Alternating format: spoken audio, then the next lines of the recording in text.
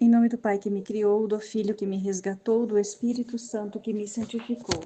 Divina vontade, reina na minha vontade. Ó minha mãe, eu te amo e tu me amas. Dá-me um gole da vontade divina, minha alma. Me abençoa, mãe, para que todas as minhas ações sejam feitas diante dos vossos olhos maternais. Amém.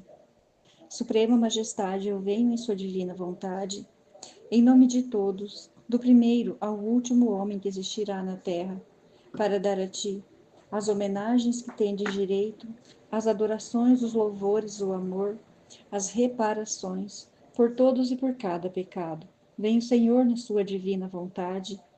Dou-te a minha vontade humana por meio do Imaculado Coração de Maria, que possui todos os dons e os frutos da divina vontade. Dai-me, Senhor, então, a tua divina vontade. Vem, ó divina vontade, nesta ação que eu estou a fazer e em todas as ações que eu farei durante este dia. Amém. Fiat. Vinde, Espírito Santo, vinde por meio da poderosa intercessão do Imaculado Coração de Maria, vossa amadíssima esposa e nossa mãe. Amém. Continuando a leitura do Livro do Céu, volume 2, capítulo 74. 21 de setembro de 1899. Ele continua a abordar obediência com uma veia de humor inocente. Jesus declara a Luísa: estes escritos servirão para dar a conhecer quem é que te fala e te mantém ocupada, enquanto Luísa está angustiada, pensando que seu estado traria sua condenação. Jesus lhe declara o propósito deste estado. No entanto, quem diria, embora a culpa seja sua, que não me dá a capacidade de o saber manifestar? A sua obediência me interpretou mal e começou a agir como tirano cruel. E atingiu tal crueldade que me privou da visão do meu amado bem, meu primeiro e único consolo. Vê-se que às vezes até se comporta como criança, que quando quer ganhar uma birra e não e se não o consegue com facilidade, enche a casa de gritos, de choros, de tal forma que se vê obrigado a satisfazê-la pela força. Não há razões, não há meios de persuadi-la. Assim faz a senhora obediência. Ela é capaz. Não teria acreditado nisso. E como ela quer vencer, quer que, ainda balbuciante, escreva sobre a caridade. Ó Deus Santo, torna-a tu mesmo mais razoável, porque deste modo não se pode seguir em frente. E tu, ó obediência, devolve-me o meu doce Jesus. Não toque mais em mim e peço-te que não me prive da visão do meu sumo bem. E eu prometo-te que, ainda balbuciante, escreverei como quiser. Só te peço a graça de que me deixe reanimar as forças por alguns dias, porque minha mente, muito pequena, não aguenta mais estar submersa naquele vasto oceano da caridade divina, especialmente porque descubro mais minhas misérias e minha feiura. E ao ver o amor de Deus, e ao ver o amor que Deus me tem, sinto-me quase enlouquecer. Por isso, a minha fraca natureza sente-se desfalecer e não pode mais. Mas, ao mesmo tempo, eu vou me ocupar em escrever outras coisas, para depois continuar a caridade. Eu continuo com o meu pobre dizer. Encontrando minha mente ocupada nas coisas ditas antes, pensava comigo: em que aproveitaria escrever isto se eu mesma não praticasse o que escrevo? Este escrito certamente seria uma condenação para mim. Enquanto isso pensava, veio o bendito Jesus e me disse: este escrito servirá para fazer conhecer quem é aquele que te fala e te mantém ocupada, e além disso, se não servir a ti, minha luz servirá a outros que lerão o que te faço escrever. Quem pode dizer como fiquei mortificada ao pensar que outros aproveitarão as graças que me faz se lerem estes escritos e que eu os recebo? Não. Não me condenarão eles, e ainda, só de pensar que chegarão às mãos de outros, me oprime o coração pela dor e pela vergonha de mim mesma. Então, permanecendo em grandíssima aflição, ia repetindo: em que se aproveita o meu estado? Se servirá de condenação? E o amorosíssimo Jesus, regressando, disse-me: minha vida foi necessária para a salvação dos povos, e como não pude continuar sobre a terra, assim elejo quem me apraz para prossegui-la neles, para poder continuar a salvação dos povos. Eis o proveito do teu estado. Capítulo 75, 22 de setembro de 1899. Quais são esses escritos? Obediência. É necessário que, junto com a doçura, haja o amargor. O próprio Jesus suscita dificuldades em Luísa para poder instruí-la.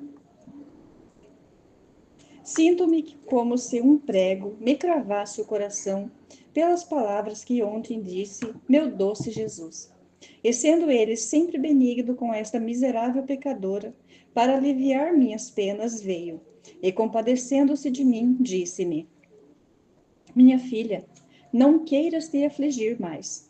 Deves saber que tudo o que te faço escrever, seja sobre as virtudes ou sobre alguma semelhança, nada mais é do que fazer de retratar a ti mesma e aquela perfeição que fiz tua alma alcançar.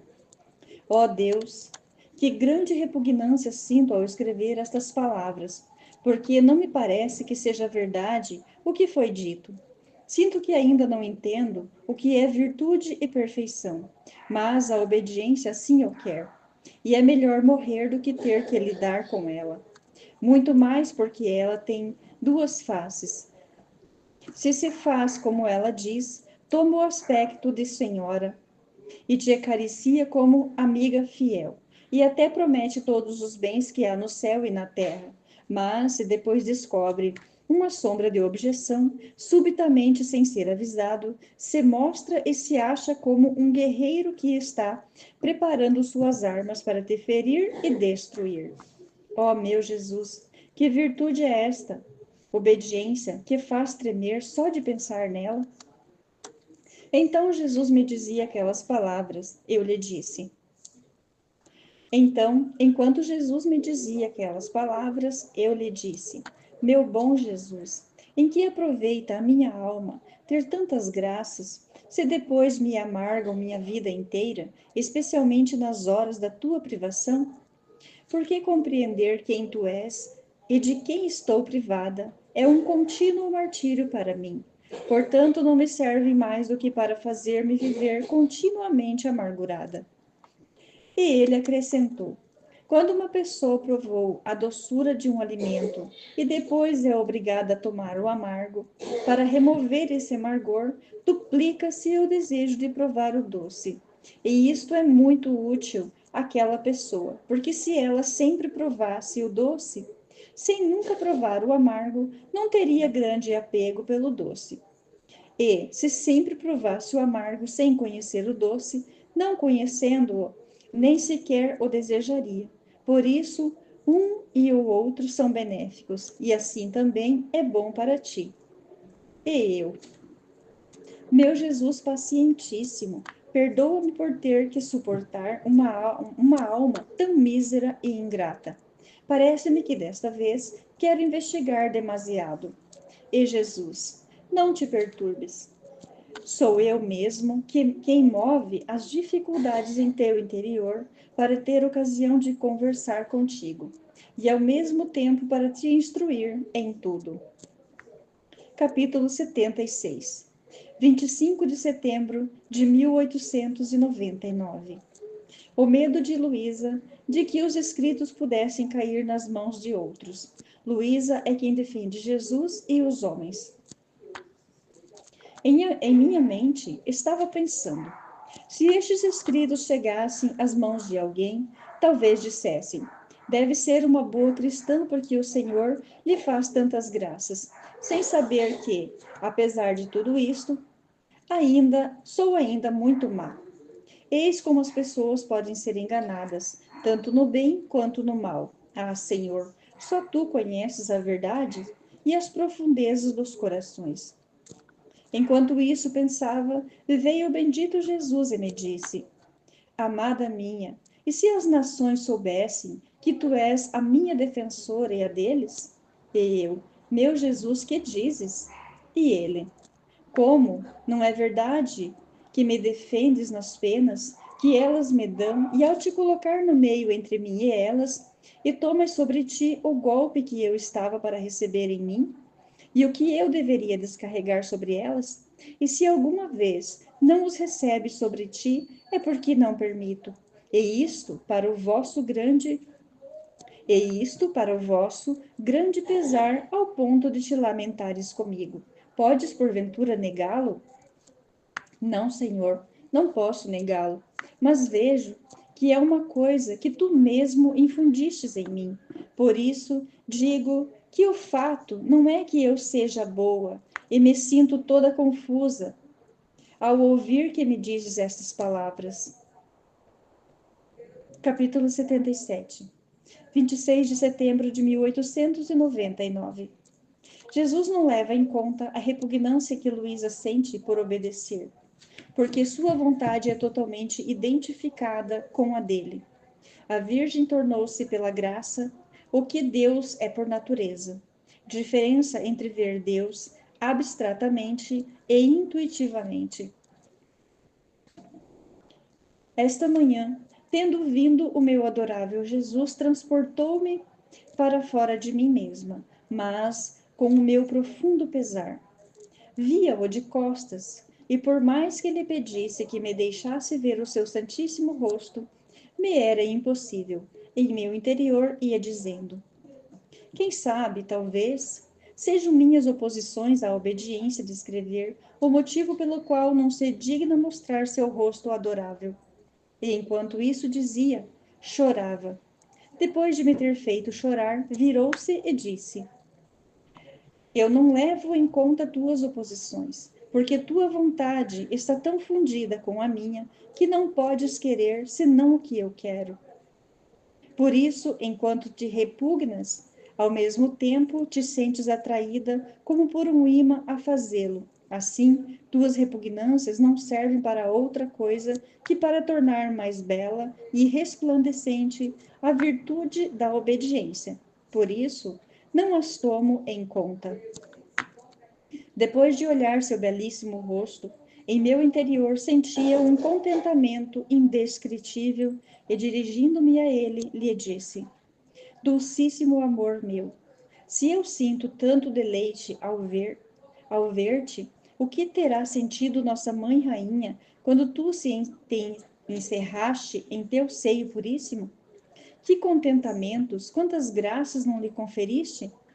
E ele: Minha filha, foram tais de tantas as delícias e as graças que derramei nela, que basta dizer-te que o que eu sou por natureza, nossa mãe tornou-se por graça. Muito mais, pois não havendo a culpa, minha graça pôde dominar nela livremente, assim que não há coisa de meu ser que não confiei a ela. Naquele instante, me parecia ver a Mãe Rainha como se fosse outro Deus, com esta única diferença, que em Deus é natureza própria e em Maria Santíssima é graça adquirida. Quem pode dizer como fiquei impressionada, como minha mente se perdia ao ver um portento de graça tão prodigioso? Então, dirigindo-me a ele, lhe disse: Amado bem meu, nossa mãe teve tanto bem porque tu te fazias ver intuitivamente. Eu gostaria de saber como te mostras a mim, com a vista abstrata ou intuitiva. Quem sabe se é também abstrata? E ele: Quero fazer-te compreender a diferença que há entre uma e outra. Na abstrata, a alma olha para Deus. Na intuitiva, entra nele e recebe as graças, isto é, recebe em si a participação do ser divino.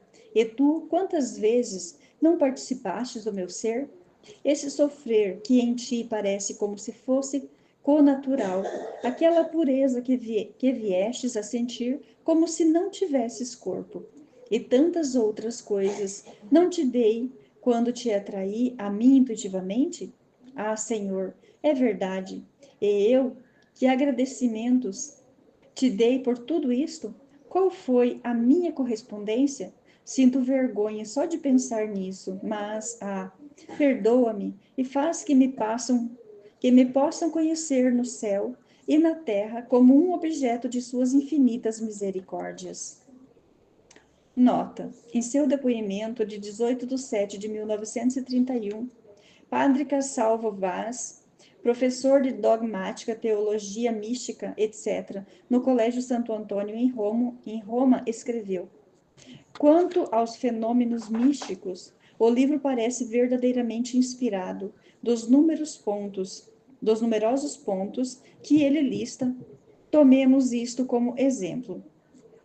Diferença entre conhecimento abstrato e intuitivo de Deus da própria alma. A descrição que ele faz do intuitivo é uma demonstração psicológica e experimental da doutrina teológica sobre o modo divino de operar dos dons do Espírito Santo e dos sentidos espirituais, em oposição ao modo humano de operar das virtudes, etc. Capítulo 78. 30 de setembro de 1899. Luísa é tentada obsessivamente por sentimentos de ódio contra o Senhor. Uma dor infernal. Paciência e humilhação em suportar tentações são um pão substancial que Jesus lhe compraz. Primeiro devo dizer que passei uma hora de inferno. De relance, olhei uma imagem do menino Jesus e um pensamento veio como um raio e disse ao menino: como és feio! Tenho tentado não dar importância nem me perturbar para evitar qualquer jogo com o demônio, mas, apesar disso, aquele raio diabólico penetrou no meu peito e sentia que meu pobre coração odiava a Jesus. Ah, sim, me sentia no inferno fazendo companhia aos condenados. Sentia o amor transformado em ódio. Ó Deus, que dor, o não poder te amar. Dizia: Senhor, é verdade que não sou digna de te amar, mas ao menos aceita esta pena, que gostaria de te amar e não posso. Depois de ter passado no inferno mais de uma hora, parece que saí, graças a Deus. Mas quem pode dizer quanto afligido ficou meu pobre coração, débil pela guerra travada entre o ódio e o amor? Sentia tal prostração de forças que me parecia não ter mais vida. Então fui surpreendida pelo meu estado habitual, mas ó como estava decaída meu coração e todas as potências interiores que com anseio indizível desejam e vão em busca de um sumo e único bem, e só param quando só o encontraram e desfrutam com maior satisfação. Desta vez, não se atreviam a mover-se. Estavam tão aniquiladas, confusas e abismadas em seu próprio nada, que não se faziam ouvir. Ó Deus, que golpe cruel teve que sofrer meu pobre coração. Com tudo isso, o meu sempre benigno Jesus veio e a sua visão consoladora fez-me esquecer rapidamente que estivera no inferno, tanto que nem sequer pedi perdão a Jesus. As potências interiores, humilhadas, cansadas como estavam, pareciam repousar nele. Tudo era silêncio, de ambas as partes. Não havia mais que algum olhar amoroso com o qual nos feríamos o coração um ao outro. Depois de haver estado por algum tempo neste profundo silêncio, Jesus me disse: minha filha, tenho fome, dá-me alguma coisa? E eu: não tenho nada para te dar. Mas nesse mesmo instante vi um pão e dei-lhe, e parecia que ele, com todo o gosto, o comia. Agora, dentro de mim, estava a dizer: há alguns dias que não me diz nada. E Jesus respondeu ao meu pensamento: às vezes, o esposo tem prazer em tratar com a sua esposa, em confiar-lhe os seus segredos mais íntimos.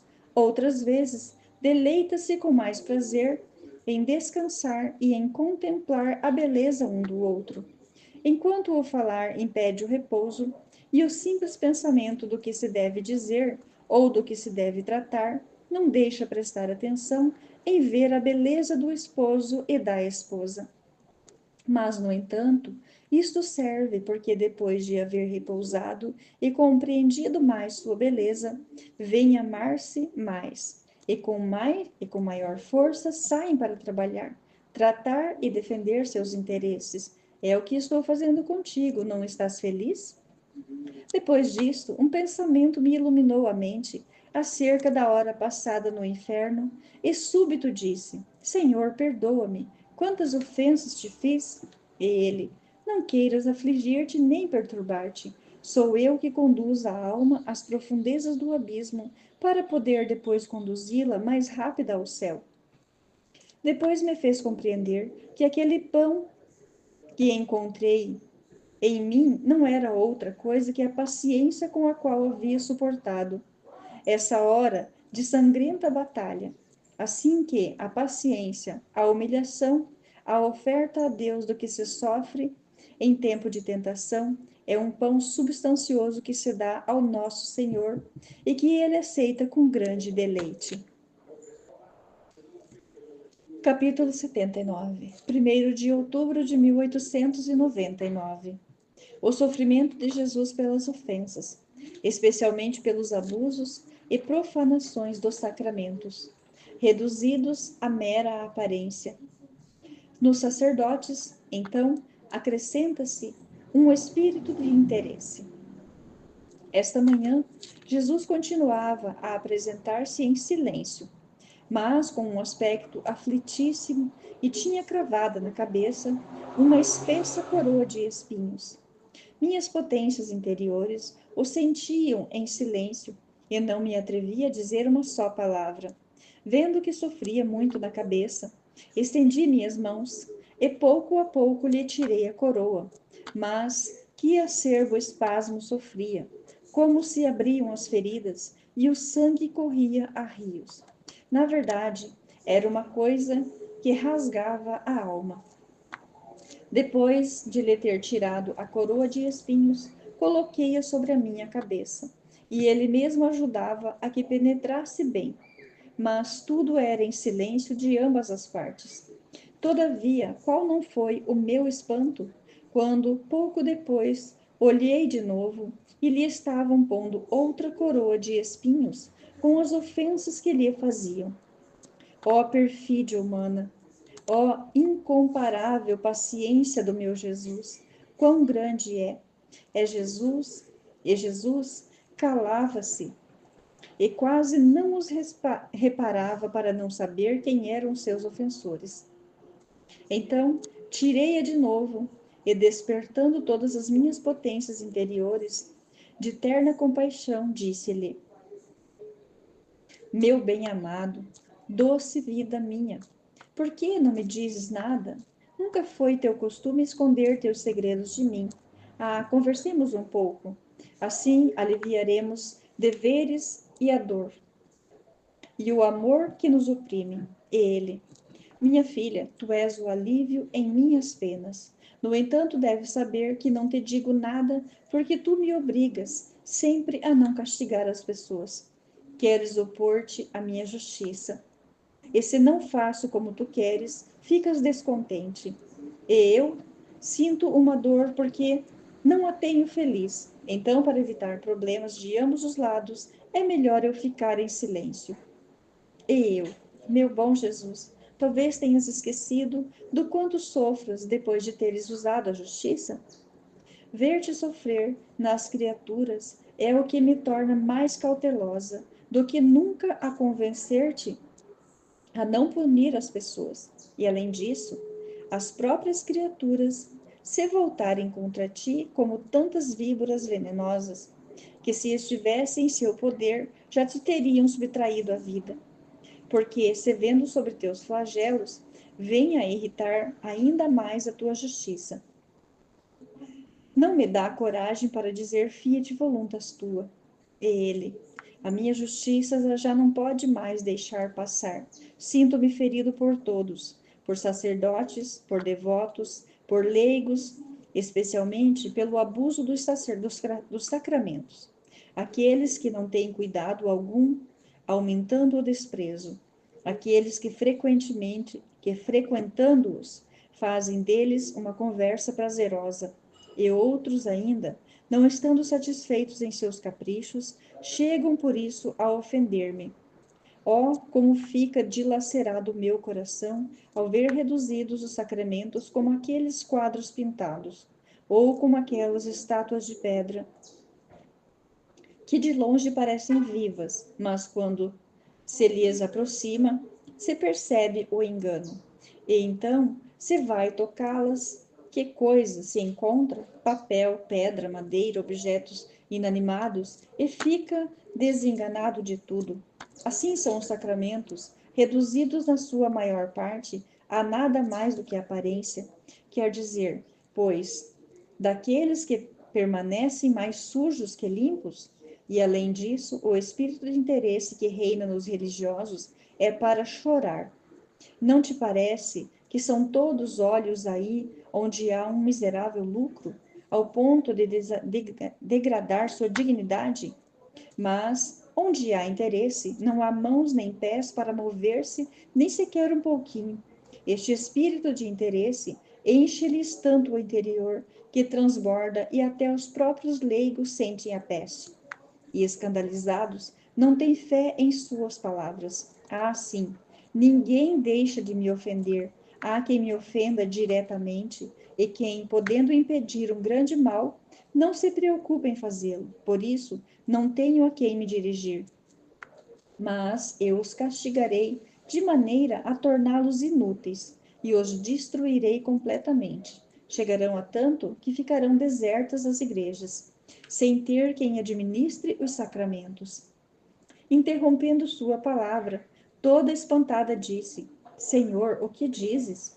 Se há quem abuse dos sacramentos, também há muitas filhas boas que os recebem com as devidas disposições e sofrem muito se não os frequentam.